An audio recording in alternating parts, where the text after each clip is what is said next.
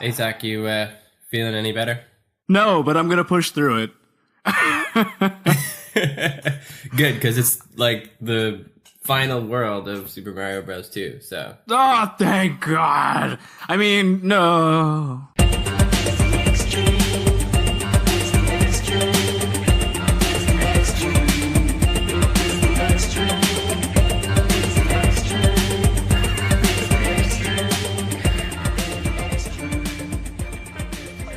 Welcome back to another episode of Extreme. My name is Zach.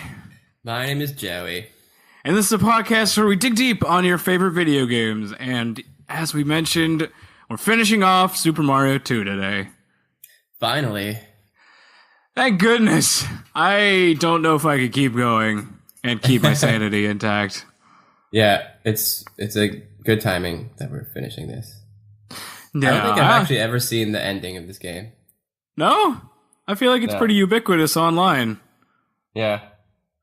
Yeah, I've seen it online, I guess. But I've never played it. That's fair. Getting through it to yourself is completely different. Mm-hmm. Okay, that's fair. So yeah, let's talk a little bit about it by just kind of diving right into it. 7-1. Yeah. And we start off, honestly, with a pretty surprisingly clever mechanic. Well, I mean, for this game, at least. Of using the breakable walls that they've had before as floors. Yeah. And combining that with those walking bombs that we've seen before. Yeah. Recipe for disaster. It's a recipe for a good start to a final world. Yeah. I mean, we already know how... Exactly. It's a good difficulty increase because we've already encountered how those blocks react, and we know what the bombs will do. So it's already in the back of our mind what's going to happen if we let the situation play out as is. Right. So it is explained and conveyed from the previous levels what will happen when combining these two elements. So, I mean, it's clever in that way. Mm-hmm. But then again, it's not like the most clever thing I've ever seen. Like, this, again, World 7 definitely is a lot more clever than the rest of the game. They had a lot more, I think they had a lot more time to focus on it. Yeah. Mainly because it only has, well, it also only has 2 worlds as opposed to the normal, which is 3. Mm-hmm. So I think they were trying to like fit a lot more into these and try to make it more like a gauntlet and like a culmination of everything that you have experienced up to this point. Classic. I mean, yeah, that's a good way to end a game. It's kind of teaching you or testing you, moreover, like on what you have learned up to that point. Assuming that the teaching up to that point has been effective. Yeah. Which in parts it has been better than others, if I'm being honest. And if I'm being like truthful, like some of it's been shit. Yeah.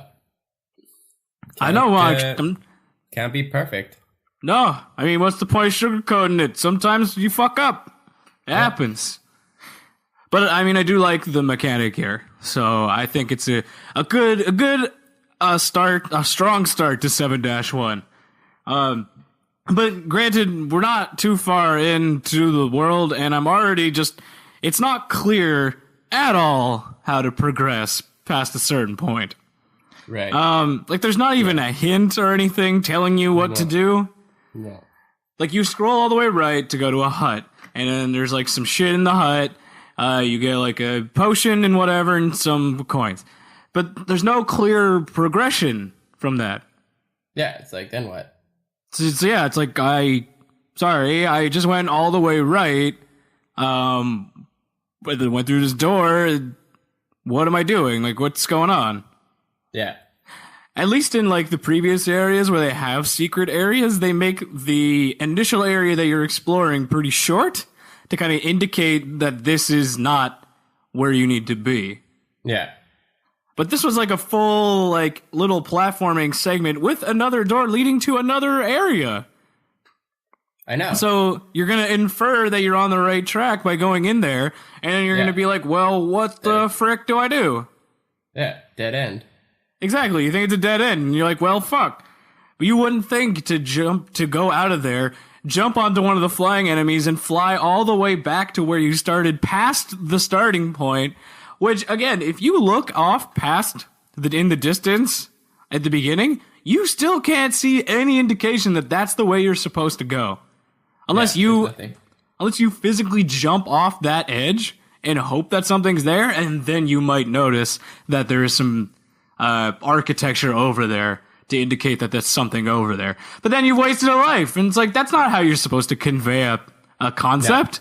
No, not at all. That's just dumb luck. That's like a very like typical thing this game seems to do.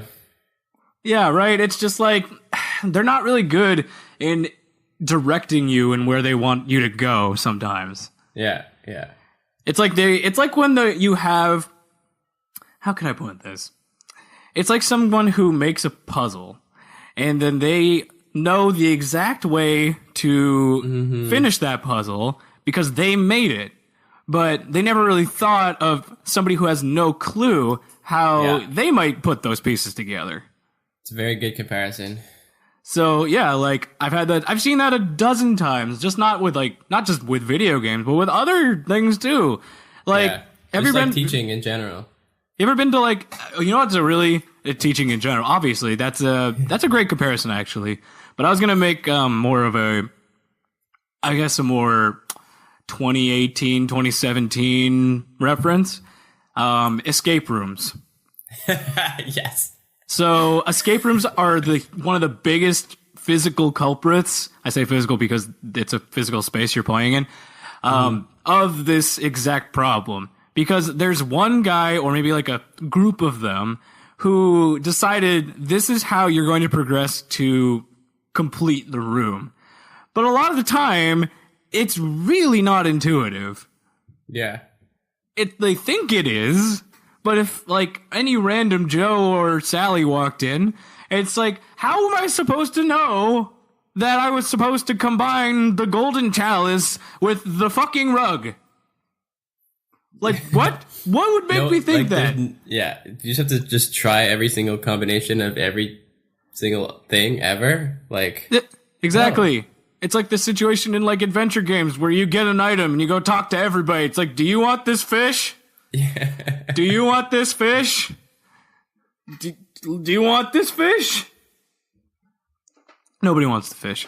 But yeah, it's kind of like that. Do you agree? I do agree. Okay.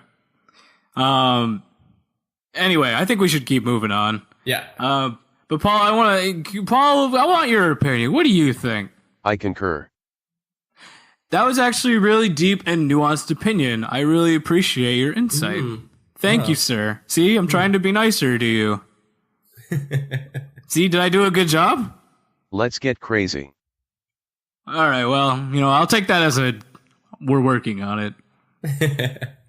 Anyway, so you descend through the clouds by having absolutely no room to jump and, dodge incoming enemies here, which makes it pretty annoying. Considering if you want to dodge anything, it's just going to take you back to where you started. Yeah. Because the platforms are so tightly knit together. Yeah. So it forces you to walk back and forth and hope that the enemy doesn't hit you. Because again, like, if you're hit while having more than 2 hearts, it pushes you up and backwards, right? Yeah. So that refractory movement of getting hit while you're in that situation of having the really closely interconnected platforms will also just set you all the way back because it's ostensibly a jump. Yeah. That is annoying. So it's not even like, well, we could power through it by just kind of tanking damage. No, you can't. You can't. You have to just be incredibly patient. Yeah. And I'm not really good at that. Get the star if you can. Like, that'll help. Yeah, get the star if you can. There are a bunch of cherries, but make sure the star spawns in an area that you can actually get to. Unlike myself, where it spawned on the far right side of the screen, way off in the distance. And then, like, a last kick in the balls here is you're at the end of this maze. If you miss time one jump, it takes you all the way back to the beginning. Yeah, and it's like even harder at the end there. Exactly, because they have the things. It's just, It doesn't even, it's not even challenging at that point. It's just a test of your patience. Patience and like super skill. Super skill. I mean, I think it's just, if your super skill is super patience, then yeah. Yeah. 'Cause you can't That's even part of dodge, you can't pick things up, you just have to walk very slowly. Mm-hmm. Anyway, I don't think it's the best, but it's not the worst I've seen, so I guess I'm giving it a solid meh. For this game, standard. Standard. I wish it wasn't, though. God damn it. Why didn't they just release the regular Super Mario 2 here? Anyway, that's a completely different problem. We'll take a little quick break, because I'm looking at the time, and we talked for a bit. Yeah. But, we're not going to have 3 worlds, so let's take a quick break. All right.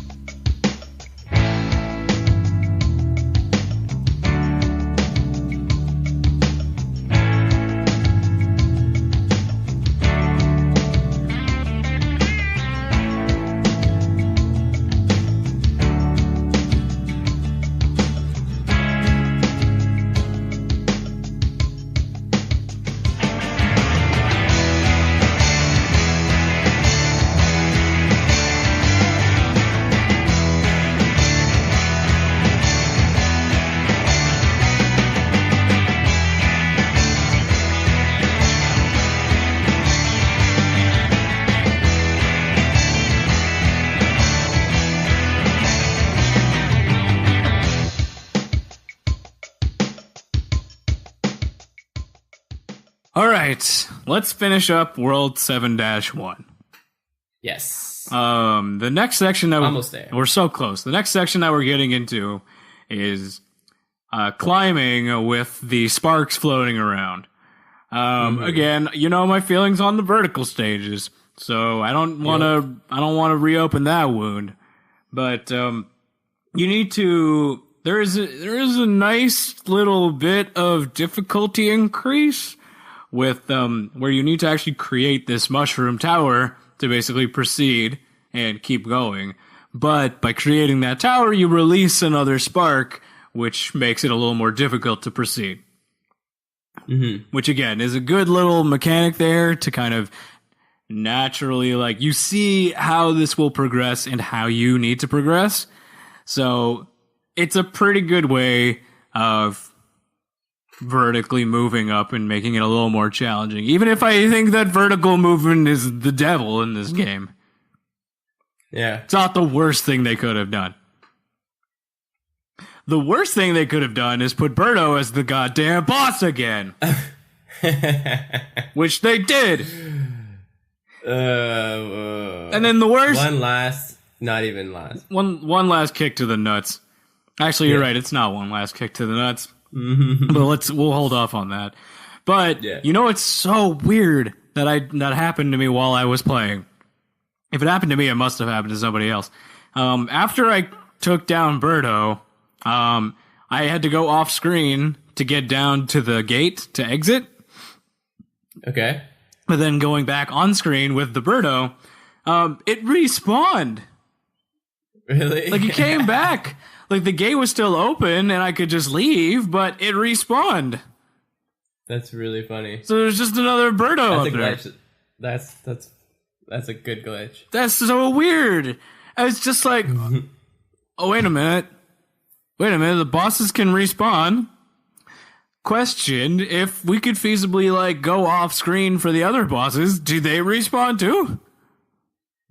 Yeah, it is a good question. Or is it just this one time that they, like, left out some coding or something? Maybe, I don't know. I'm kind of curious to go back and try it out, but again, I'm not that big of a masochist, so never mind. I'm not actually going to go back into it. But it is just one heck of an oversight. Yeah. Because people might be like, what? Why would you come back? And then some people who are just overly keen will be like, I'll take it down again, even though I could exit and whatever. And I'm a keener. Yeah. What happens if you take it down again? Does you get another ball thing? the gate closes and reopens again. It just shuts its mouth and then like, oh, I'm opening again. You have given me 2 crystals. You may skip to the end of the game. Okay, bye. That'd be pretty nice. Yeah. Anyway, that's the end of 7-1. I think again we can take a little short break there. Paul, can you hook us up, buddy?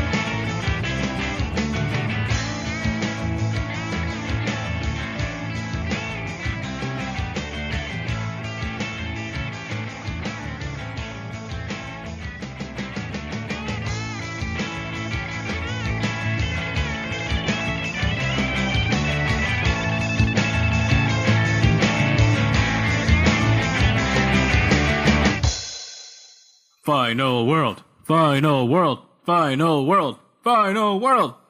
7-2. Jerem, you came to see us off in our final level. Back. Hey, Jerem. Feels like it's been a while. Where have you been, buddy?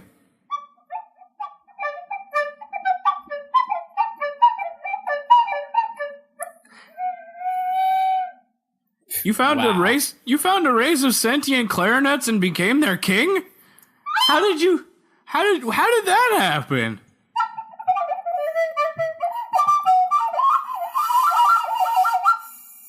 Oh, just by accident? Okay, cool. Wow, that's pretty impressive. Yeah. We're in the presence of royalty, Joey. Yeah, I know. No, I don't really feel like bowing. No. How about I symbolically bow?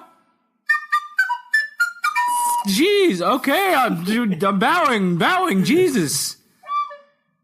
Okay, gosh, this power's gone to your head. I know, he's like a dick now. Man, Jerem. Maybe go to like a humbling planet or something. Yeah, you go do that, Jerem. Or how about, what if I gave you some of my humble pie? Do you eat pie? Okay, yeah, just put your face here. And then just into like your blowhole, I guess.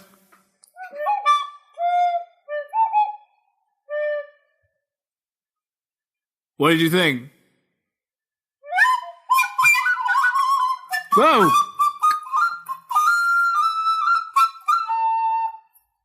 Oh shit, I think he just pied off into the goddamn pie dimension. Okay, that was great. Good stuff. Bye, Jerem! Wow, holy shit, he fucking flew off. I didn't know recorders could fly. I mean, I didn't know they could become kings either, but you know what? We're learning new things today. Or that they could eat actual pie. Are we sure Jerem is an actual recorder? Maybe it's just a person who has a really weird mannerism for speaking. Either way. That'd be an interesting person. What are we talking about? The last level of Super Mario World 2. That's right. Let's talk a little bit about 7-2. So Yes. why in the name of Jerem would you make the last level in the game a vertical exploratory level? Why would you do that to me? Why you do this? Why you do this? Why you do this? Oh. But it's just there's so many there's two different ways that you could approach this feasibly. There's an upper path and a lower path. Either way, you're still vertically exploring most of it. But it also this castle has friggin' red herrings that take you off into the middle of nowhere to give you like a health up. But then you have to go back through a gauntlet of enemies to get back on the actual main path. Yeah. It's just there to waste lives that you've accumulated over the goddamn course of this game. Yeah, imagine you like die now. That'd be the worst. Oh my god, if you die on 7-2, I think you might throw your console out the window. But I mean, like, it's just a bullshit way to kind of cull down the amount of extra lives that a player might have by kind of sending them off into locations that they should not necessarily be going to. Mm-hmm. I mean, it's dumb, man. It's dumb because even if you die in the area that you're stuck in, you're still stuck in that area because you respawn there and you have to exit it. Yeah. It's just dumb. And as I mentioned before, there are multiple ways that you can actually progress through here. There's the upper path, which features moving floors, spark jumping, and a dead end. Lots of dead ends. Actually there is more than just the dead end. There is the way forward, but there is also a dead end. The lower path. This game is a dead end. There is a lower path again that has mushroom blocks, spark patrol as I'm calling it, chain climbing, and moving floors and enemies and dead ends. Yep. More of that shit. So the upper path is the upper path is a little shorter, but it's a bit harder. The lower path is a little bit easier, but it's a bit longer. Yeah. Either way, it's a pretty long level. It is a pretty long level. It's more like it's the most maze-like level that we've seen to this point. It's very open-ended and where you have to go. But either way, you end up, again, fighting another fucking Birdo. It's like... You have to. It's never-ending. You can't even skip this because it's got the key to progress forward. Yeah. Like, what? The other one you could kind of skip. Yeah. Jeez and crow. Like... Why? Why did they have such a boner for Birdo? It's everywhere. Boner for Birdo. Like, they're so proud of it. It's just, why were you so proud of this one enemy that you put it everywhere? Like, it's not even that cool. I mean, initially it is, but like, was that the best idea that you came up with? Yeah, it's all right. It's like, hey. I don't know. It's such a crutch at some points. It's like, they're like, I don't know what to put at the end of the stage. Fuck it, put a Birdo. Who cares? We have to ship this game out now. The dumb Americans won't know anything. No, don't take that personally, America. That's what Japan thought when they made this game for you. That's why they didn't give you the original Mario, because they thought it'd be too hard. And that is complete truth. Uh-huh. And it was too hard. It was very hard, but maybe we'll talk about that in another segment. Yeah. But then you get through here, and you're about to go through like one of those hawk gates, and then holy shit, it starts to attack you! Yes! That is funny. That came out of nowhere. Just like a floating hawk head. It's just so random. It is just a floating hoghead just chasing after you like a goddamn Phanto. Literally, there's no difference between how the Phanto and the Mask Gate act. Yeah. The exact same way. But, funnily enough, there is a very short internet backstory. Ooh. So, the Mask Gates, also known simply as masks or bird faces, are eagle gates found at the end of each world. But, you already know all that. But, a fun little fact, if you don't enter the gate after you have stunned it sufficiently at the end of this fight, it'll actually reanimate itself and start moving again. So not only do you have to take it down, but you gotta jump in the mouth quickly. But again, when it's not attached to a wall, it looks kind of weird just jumping into a decapitated head. That's not written down. That is just my editorial piece. That's what I figured. But in our favorite Super Mario manga, Super Mario-kun, this Mask Gate is similar to the one near Ward's Castle, since it attacks Mario when it tries to enter through it. As in the games, you have to throw a mushroom block at it, and they enter the castle. Fun fact, the design of the mask is different in Yume Kojo Doki Doki Panic, where it is more similar to a Phanto, or the smaller masks that were replaced by mushroom blocks. And there's a picture here. Paul, put up the visual picture that we can totally do. Doctor, everything will be alright. Make everything go wrong. Yep, that's exactly what I expected. That wasn't a picture. That's 100% what I expected you to do. Thank you, Paul. You are most welcome. That's all I got for this little internet backstory here. Internet backstory. But we're going to go right into the final fight here. Yeah, because that's what is next. Yes, you got to fight Wart. Hey, you didn't catch what I said. It's Wart. Let me try it one more time. Wart. It's Wart. Looks like that thing on the bottom of your foot. It's not even Bowser. Like, what the hell? I know, but this game is basically non-canonical. Mario. Yeah. This is non-canonical Mario Brothers. I actually don't believe that it is part of the canon. Anyway, let's talk about this fight. Okay. Where he uses his most devastating attack of shooting bubbles. Oh my god. And combined with his penultimate move of walking back and forth very slowly.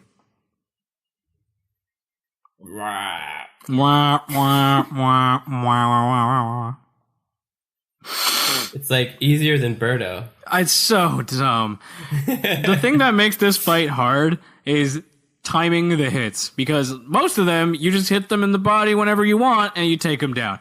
But this one, if you hit him, it does nothing. The only time you can hit him is when his mouth is open. But there's a very short time limit from when his mouth is open to when he starts shooting bubbles. There's maybe a 0.5 second delay between mouth open and bubbles out. Yeah. And there's no point what after. What you gotta do is go jump behind him. You gotta jump behind him? Yeah. Tell me the secret strategy. Tell our viewers the secret strategy. Jump behind him. When he's shooting the bubbles, you hit him, and the bubbles won't hit you because you're behind him. But then you gotta jump back out. Ooh, it's a smart move. Yeah. Okay, it's just like a risky game. Risky business. Yeah, it's an intermediate move. Intermediate business. Yeah. But no, you're right. I mean, there are a lot of different ways that you could feasibly approach this fight. Yeah. You have to just kind of throw the vegetables into his open, gaping maw. To make sure that he chokes to death on vegetables. Again, I don't know what this game's trying to teach us, but like what? Vegetables are the enemy here that they can kill? They are the enemy. That you should what? Like only Stay eat away candy? From vegetables, kids. Yeah. Pro tip.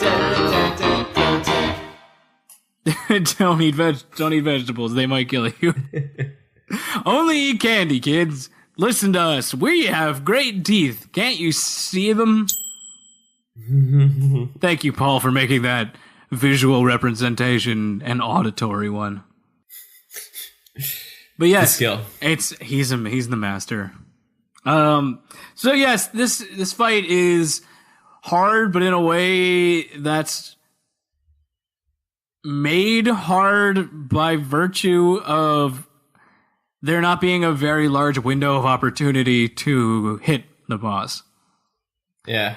So it's not really a difficulty change. It's more of a window of opportunity change. Yeah, more of like still a patience kind of thing. Yeah, like the bubbles aren't that devastating, and like that's about it. Mm-hmm. Like once you kind of get the pattern of shooting 5 bubbles in 5 different spots, like that's pretty easy to dodge.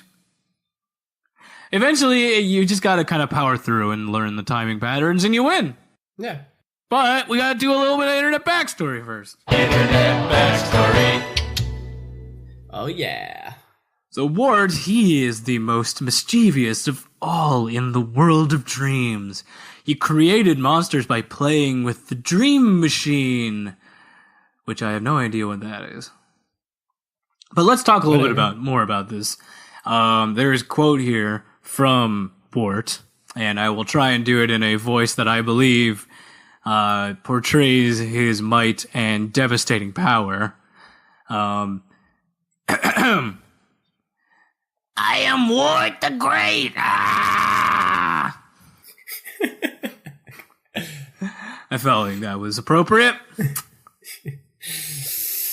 Great. That was great. Thank you. So Ward is the leader of a gang known as the 8-Bits, and his major appearance centers around his efforts to conquer Subcon and the Land of Dreams.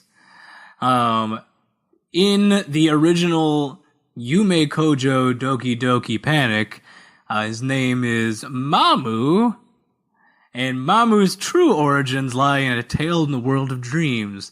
Moo World. That's M-U-U World. In the original storyline, Mamu had taken control of the Moo people's dream machine, producing monsters and mayhem. However, the Moo people knew his weakness to vegetables and used them to force a surrender, bringing back peace to the world. In the real world, the green-dressed monkey Rusa gives the storybook to the twins Pokey and Peaky. Towards the end of the book, the twins quarrel and tear out the final page of the story, thus erasing the book's ending. Freed, Mamu pulls through the pages of the storybook and kidnaps the 2 children. The 2 kids pleaded for help, and Rusu hurries away.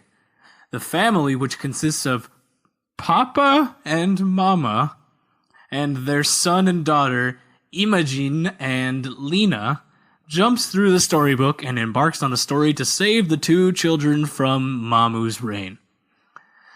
One by one, Mamu engages the family in battle in the Dream Factory. Now this part's going to sound familiar. Mamu can spit 5 bubbles at the 4 heroes and can destroy the vegetable projectiles produced by the machine in the room.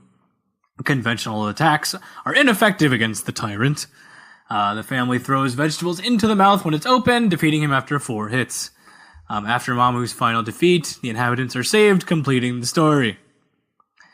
In Super Mario Bros. 2, again, it's a very similar story there. Honestly, I don't really need to rehash it because it's basically the same thing. So, I want to talk a little bit about his appearance in other things, such as the some of the Super Mario comics. We have one called Cloud 9, where Wart made an appearance, disguised as a bed salesman, abducts the Mushroom King, and also tries to flood the Mushroom Kingdom. He also appears in another comic called The Stupid Bomb.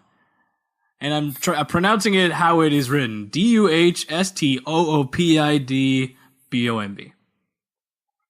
Wart was briefly mentioned in this comic, where his name is seen on a list of Wooster's list of people who think the Mushroom Kingdom is dumb. In another comic, Tanuki Suits Me, word eventually reappears, in which Bowser plans to sell him a pieces of artwork that he had stolen from the Mushroom Kingdom's Royal Art Gallery for a huge profit. However, a disguised Mario is stolen. A disguised Mario is stolen alongside the artwork, and upon discovering the plot, manages to fool Wart into believing that the artwork is nothing more than worthless droplets of the Apook Corporation. Interesting. I don't quite know what to say to that. Okay. Yeah, that's honestly, there's a bit more here to talk about, but it's more just about his references in other games. You know what's funny? Word is set to appear as a spirit in Super Smash Bros. Ultimate, so his legacy lives on. By the way, that I believe released today, so if you're fucking playing that game right now while listening to this, yo, I hope you're having a great time. And I'm probably playing it too. That sounds like a great time. I have a great time. By the way, that's the end of the internet backstory. All right. So yeah, that's I think that's the end of the game here, honestly. So you save the Subconians from their bottle imprisonment and watch as Wart is carried off to be butchered by the imprisoned Subconians in the other room. Yeah. You see the highest, you see who the highest contributor is, that you basically just play the most. And in the world's worst twist, it was all a dream. I like the fact that they show you who you played the most. Yeah, it's like, who did you like playing as the most? Yeah, you know what my breakdown was? 2 times 0-0-0-1. No, so I played as Luigi twice, Mario once, Princess Peach once, and Toad 18 times. So I had a bit of a tendency towards the little guy. But yeah, that's all we got for Super Mario 2, honestly. And let's kind of close it out here by just kind of talking about what we thought. I'm gonna let you start. What did you think, man? I thought basically the same thing I thought going into the game. This game is like pretty shit, but it's still like kind of fun because it's Mario and it's like side scroller adventure, whatever. Yeah, I would agree. And I thought the later worlds were a lot better too. No, that's fair. Which I never played before, so if I did play it, I would like the game. I'd have this game more in my heart. That's fair. And I mean, I think I was in a similar situation as you. Granted, I was very young when this game came out. I didn't really get a lot of chance to play it when it first came out. Yeah. So the more that I really played it was when it came out, actually, in the Super Mario All-Stars pack. Yeah, on the Super Nintendo. So that's where I ended up playing it more so, and it looked a lot better there, obviously, because of the jump in graphics quality. But again, the game is basically the same. But yeah, I would agree with your assessment there. Honestly, I think that really the problem again stems from the fact that this was not built from the ground up to be a Mario game. Right. This was very clearly just a reskin of that other game. Mm-hmm. So that's why just a lot of the things don't jive with a normal Mario game, but they don't work as well, because there's a lot of polish that you expect from a Mario game, having, the first game set such a high bar. And then granted, this game is still good, but it's not up to the same level as Mario. Yeah. Right. Yeah. I agree. It's just, if this hadn't existed and just became a game, the Doki Panic game, it probably would have been a good game in its own right. But because it's tied to the Mario franchise, it has such high expectations. Yeah, that's right. If it went in with that no expectations, probably people would have loved it. Yeah, true. They would have been like, oh shit, this is a really cool concept for a game. This is like similar to Mario. Exactly. But like, exactly. I think it kind of was its own worst enemy by putting Mario on there. Right. If they hadn't, I think it would have done a lot better. Well, I mean, it did very good. It probably wouldn't have gotten the attention that it did. No, that's true. It probably true. would have been more well received. Yeah, agreed. I think it would have maybe not sold as well, but you're right. It would have been received a bit better by the public. But yeah, I think we've said everything we can say. Paul, what do you think of the game? Are we gonna let the elevator bring us down? Oh no, let's go. Go crazy. Okay. That's a fair point. Yeah. All right, and with that, I think I'm going to give this game a out of... There we go. Perfect. Fantastic. So again, thank you guys so much for listening. We're going to be starting off a new game come next week, and it's going to be more of a recent game. We haven't decided what it is yet, but if you guys have any suggestions about what you want us to play, feel free to let us know. We always love hearing from you. Again, the best way to get in touch with us, again, just through our Gmail at itstheextreme@gmail.com. That's ITSTHEXSTREAM@gmail.com. That's ITSTHEXSTREAM@gmail.com. If you want to look at any of our other stuff, you can just seriously go onto Google and type in It's the Extreme, all one word, and you'll find our Instagram, our Twitter, our Facebook, our website, all that fun stuff. So check it out if you got a few minutes. Cool. Anything you want to talk about, Joe, or think we're good here? You covered it, man. That's good stuff. All right, well, let's close the door on this chapter in gaming and just try and recover. My goodness. I think next time will be a better experience for all of us. Oh, God, here's hoping. I want to just lay on a beach for a day. Paul, can you play some beach music to chill us out? Yeah. All right, we'll talk to you guys next week. Peace.